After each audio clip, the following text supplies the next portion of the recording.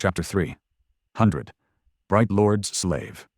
By a twist of fate, today, Horus was facing possibly the worst opponent he could have faced on the Forgotten Shore. Among the sleepers, at least. However, Sunny wasn't surprised. He had always felt that he and the murderous hunchback were destined to end up fighting each other to the bitter end. Before, he had thought that this was just intuition, but now he knew that his occasional and subtle premonitions were anything but random. All that time ago, he had already sensed that the two of them were connected by a string of fate.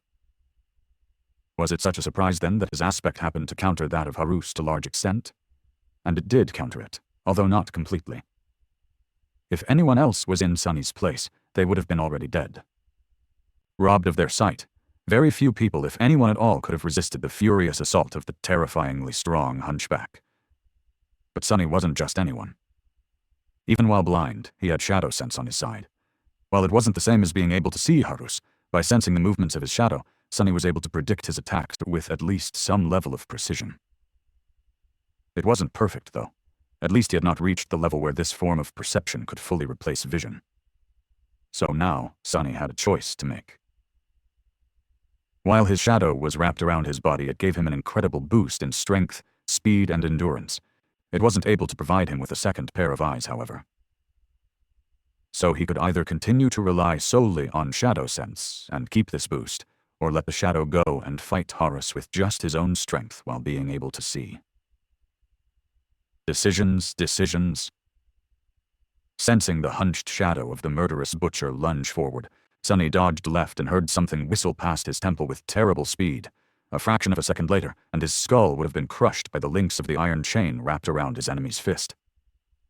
He missed the hunchback's other hand, though. His wrist was suddenly caught in an iron grip and twisted, forcing Sunny to yelp and let go of the midnight shard. Another second, and his bones were going to shatter. Following the direction of the twist, Sunny performed an aerial cartwheel to save his arm and reluctantly ordered the shadow to slip off his body. As he landed on the stones, Sunny was finally able to see again. Horus was holding him by the wrist with one hand, his other raising to deliver a crushing blow. Sunny doubted that there would be anything left of his face if he were to allow that blow to land. He still held the midnight shard in his free hand. Turning the tachi upward, Sunny thrust it in the direction of the hunchback's throat. As a hint of surprise appeared in his enemy's eyes, Horus changed the direction of his strike, turning it into a block instead. The razor-sharp blade bit into the links of the heavy chain wrapped tightly around his forearm and bounced off. However, that gave Sunny the opportunity to wrestle his wrist free and jump back.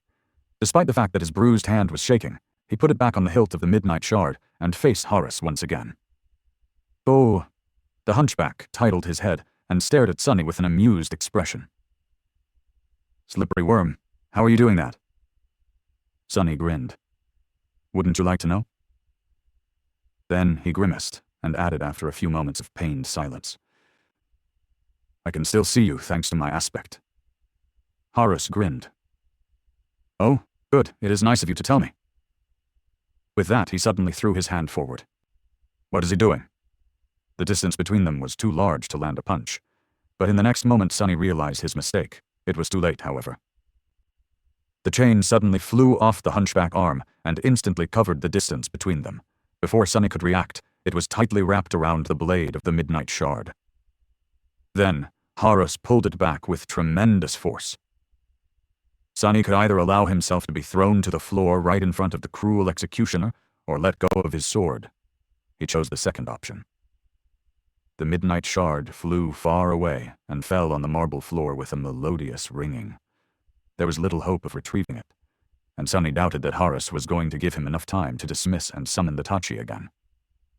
Indeed, almost instantly, the fearsome hunchback was already lunging at him, the iron hammers of his fists ready to break every bone in Sunny's body. "Go die, bastard!" Sunny growled and dashed forward. Dodging a deadly strike, he twisted his body and delivered a ferocious blow of his own, his fist connected to the hunchback's chin, making Horus reel back. Sunny might have been lean and not as tall as most men, but he wasn't a weak outskirt kid anymore. The power of 900 shadow fragments, each earned in a deadly fight against unimaginable horrors, coursed through his veins. He was much stronger than he looked. Strong enough to shatter stones with his bare hands. And yet, he wasn't nearly as strong as Horus. While shaken by the blow to the face, the hunchback didn't look seriously hurt, but his next strike almost made Sonny buckle.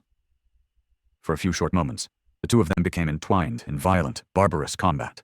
Using their fists, legs, and even teeth, they did anything in their power to destroy the enemy.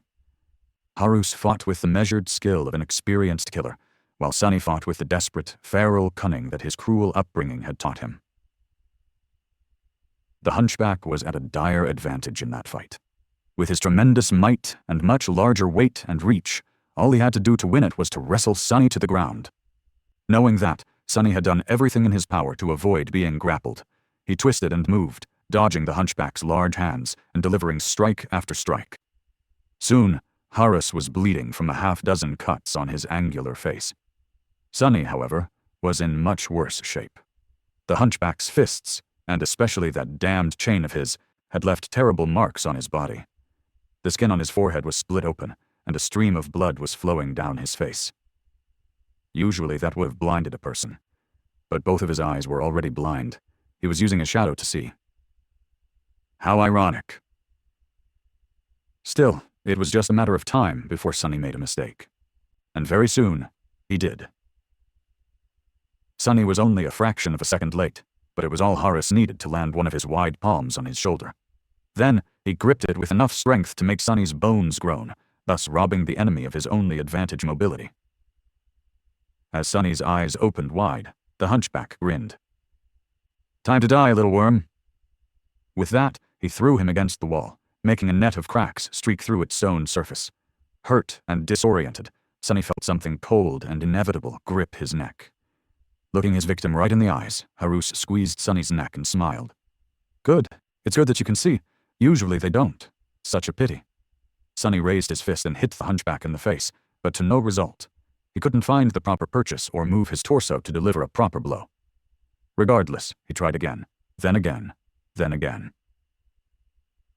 The skin on the face of his strangler split, letting more blood flow, but Horus just continued smiling, looking at him with fascination. "Good, good.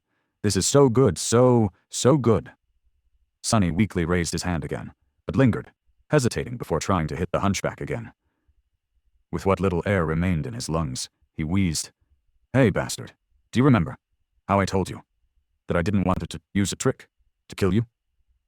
Horus simply grinned. "Well, that was a trick."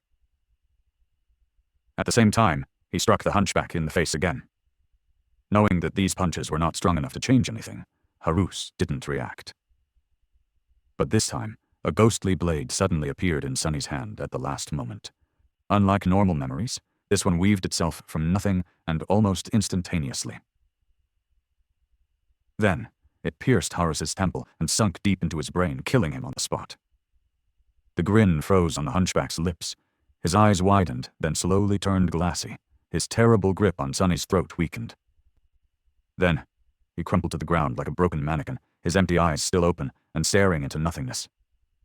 Sonny fell to his knees and drew a hoarse breath. "Die, you bastard, die, die, die." A wicked, furious grin appeared on his face. "Die and go keep your lord company in hell." Shaking, he used the wall to stand up and looked at the dead butcher with a strange mix of hatred, triumph, and contempt. After a while he said, "Don't want to, doesn't mean I won't, you fool."